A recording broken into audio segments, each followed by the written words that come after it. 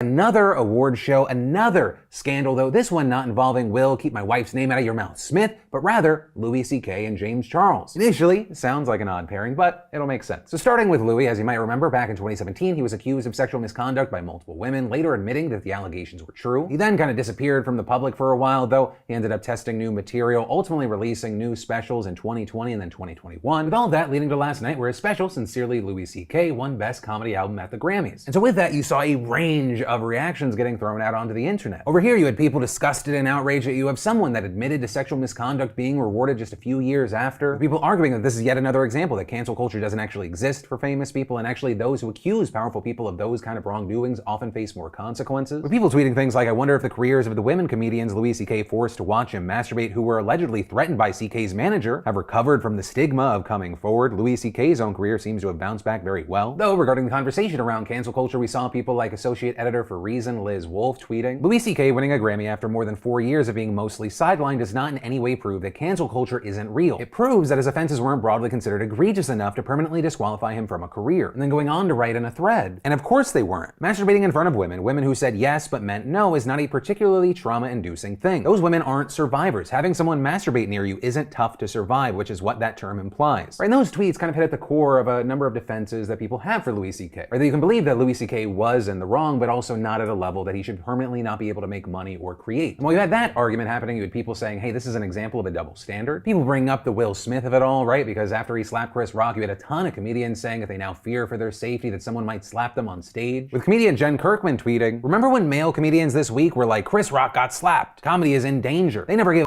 about those of us in comedy who are always in danger. There's silence tonight on Louis C.K. winning a Grammy for an album where he jokes about his assaults. And then, for those that are like, okay, well, how does James Charles fit into this situation, right? Louis C.K. is over the age of 18. Well, yeah, that's why you had people outraged that James Charles has seemingly been able to rehab his image, that he's still going to the Grammys, with him having been in the past accused of sexual misconduct, of sexting underage fans and grooming, with people tweeting and getting a lot of support for saying things like, how is James Charles everywhere other than prison? But to finish this story with Louis C.K., I was really wondering, what do people think about this? So I put out a poll. Well, just from a small section of the internet, the results were interesting. So the question, how do you feel about Louis C.K. winning a Grammy last night? The response was 29% don't like it, with 15% really not liking it, 10% liked it, with 5% really liking it, and finally 62% saying they don't care that he got a Grammy. And looking through the comments, if I was to condense and try to paraphrase, it appeared that a lot of the thinking for this majority was, hey, say what you want about cancel culture or just, being held responsible for your actions. At the end of the day, we get to decide on an individual level. Though some of the pushback from the 29% seemed to be, well, it sends a horrible message, and so it could actually impact others. But hey, that was also just a poll of under 40,000 participants, so now I'll pass the question off to you. What are your thoughts here? But as always, thank you for watching and subscribing, and thanks to our fantastic sponsors like Public, and more specifically, public.com/DeFranco for making these extra videos possible. If you're not happy where you're at, or you're looking to start investing into the stock market or crypto, sign up now. It's easy, it's free, and just for signing up, you'll get a free stock, which personally is my favorite kind of stock. Yeah, I love your faces, and I'll see you in the next video.